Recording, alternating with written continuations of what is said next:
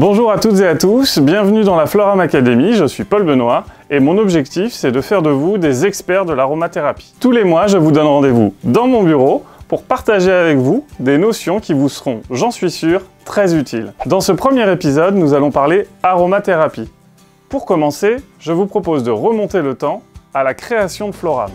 Michel Sommerard, passionné par l'agriculture biologique, fonde en 1990 Floram.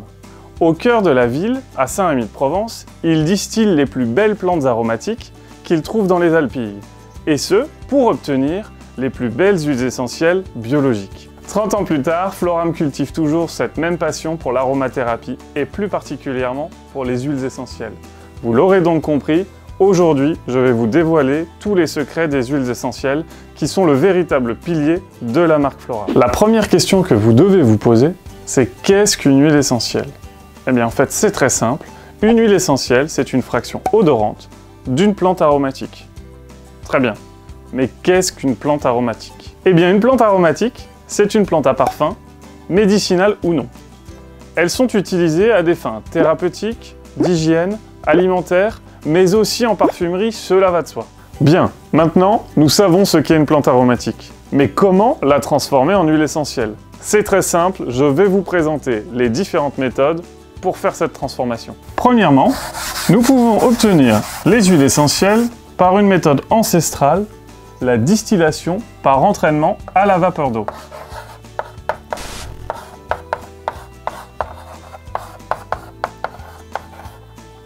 Il s'agit de la méthode la plus répandue, mais ce n'est pas la seule.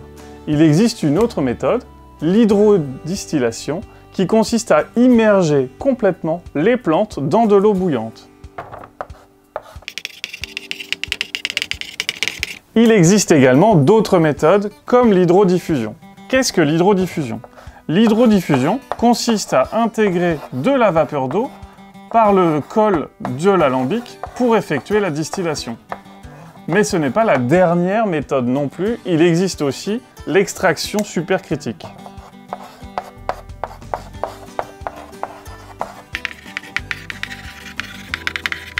Comme je vous le disais tout à l'heure, la méthode la plus utilisée et la plus ancestrale, c'est la distillation par entraînement à la vapeur d'eau. Cette méthode permet de séparer différents constituants d'un même corps. La distillation est utilisée pour obtenir des huiles essentielles, mais pas uniquement. Je suis sûr que vous voyez de quoi je parle. Est-ce que vous avez une idée? Les huiles essentielles, évidemment.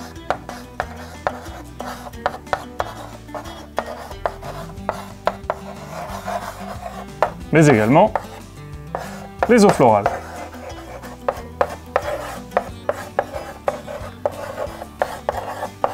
Notez bien que seule l'utilisation de plantes aromatiques permettra d'obtenir une huile essentielle. On répertorie à ce jour près de 300 000 espèces végétales. Seule une infime partie sont des plantes aromatiques.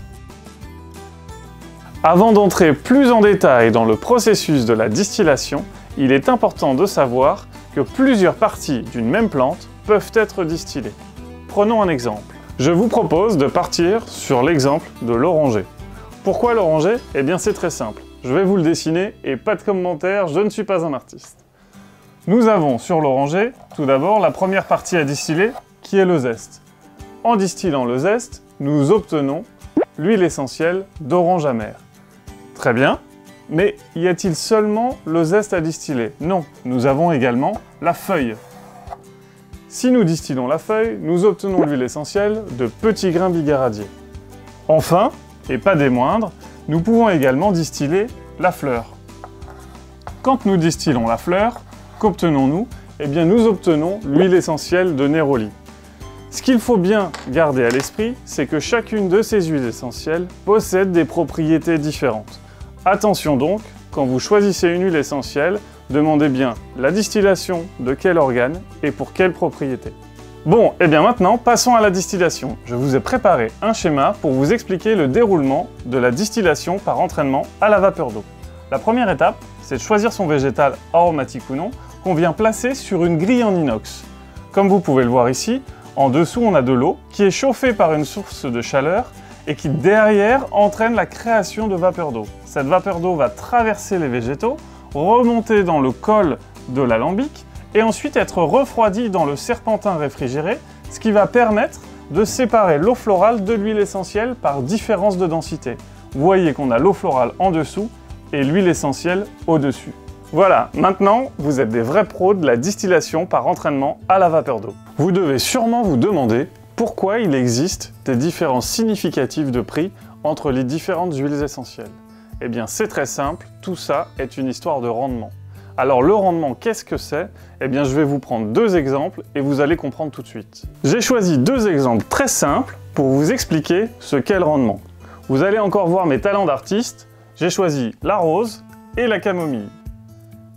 Quand on prend 100 kg de rose ou 100 kg de camomille, qu'on distille, est-ce qu'on obtient la même quantité d'huile essentielle? Eh bien vous le voyez sur ces deux dessins, évidemment la réponse est non. Quand on distille 100 kg de rose, on obtient 16 kg d'huile essentielle. Alors que quand on distille 100 kg de camomille, on obtient 40 à 100 kg d'huile essentielle de camomille. Vous voyez donc que les rendements sont très différents, ce qui explique la différence de prix. Vous savez à présent ce qu'est une huile essentielle et comment on l'obtient. Vous avez sans doute entendu parler d'essence. S'agit-il d'une huile essentielle? Attention, bien sûr, non, il ne faut pas les confondre. Les essences sont obtenues par expression à froid des zestes d'agrumes. Il ne s'agit en aucun cas d'une distillation pour l'obtenir. Cette précision apportée, nous allons maintenant nous intéresser aux méthodes d'utilisation des huiles essentielles. Première méthode, la voie cutanée diluée. Il s'agit de diluer une huile essentielle dans une huile végétale avant de l'appliquer sur la peau. Deuxième méthode, la voie cutanée pure. Il s'agit d'un geste exceptionnel et d'urgence dans le cas par exemple de piqûres. Troisième méthode, l'inhalation sèche. Vous disposez quelques gouttes d'huile essentielle sur un mouchoir que vous pouvez respirer. Quatrième méthode, l'inhalation humide. À ce moment-là, vous disposez 2 gouttes d'huile essentielle dans un bol d'eau chaude et vous réalisez une inhalation. Cinquième méthode, la diffusion atmosphérique. Vous diffusez des huiles essentielles à l'aide d'un diffuseur. Et enfin, la dernière méthode qui est la voie interne. Dans ce cas, on vous conseille d'utiliser les conseils d'un médecin. Voilà, vous savez maintenant quelles sont les différentes méthodes d'utilisation des huiles essentielles. On vient de parler de la voie cutanée diluée. Mais une petite précision, est-ce que vous savez dans quoi l'huile essentielle est soluble? Une petite idée? C'est très simple. On parle d'une huile, donc elle n'est pas soluble dans l'eau. Elle est soluble dans une huile végétale ou dans de l'alcool. Notre premier épisode touche presque à sa fin, mais nous allons aborder un dernier sujet qui est très important, la conservation des huiles essentielles. Il faut tout d'abord bien veiller à refermer l'huile essentielle correctement après l'avoir ouverte. La conserver à l'abri de la lumière, à l'abri de la chaleur et de l'humidité. Une huile essentielle se conserve en général 5 ans après ouverture. Attention, les essences qui s'oxydent plus facilement ne se conservent qu'environ 1 an. Faites aussi attention à bien lire la date limite de consommation. Bien, vous avez bien travaillé, je pense que vous êtes prêts pour répondre à notre premier QCM de la Floram Academy. Répondez au petit questionnaire qui se trouve dans la description juste en dessous de la vidéo et tentez de remporter une huile essentielle en fonction de vos besoins, choisie par mes soins. Allez, bonne chance et réfléchissez bien. Voilà, c'est tout pour aujourd'hui. Vous êtes à présent un collab sur les huiles essentielles. À très bientôt pour un prochain épisode de la Floram Academy.